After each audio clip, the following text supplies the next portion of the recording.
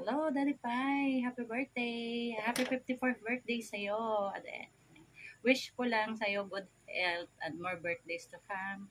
Tsaka, thank you so much sa lahat ng mga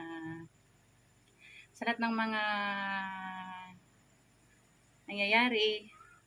Andyan ka lang. Pinagtatanggol mo ako palagi. Maraming salamat sa'yo. Yung, hindi mo ako iniiwanan. Palagi ka lang nandyan. Yan. Love, love, always. Yan lang mahihiling ko sa'yo. Happy 54th birthday.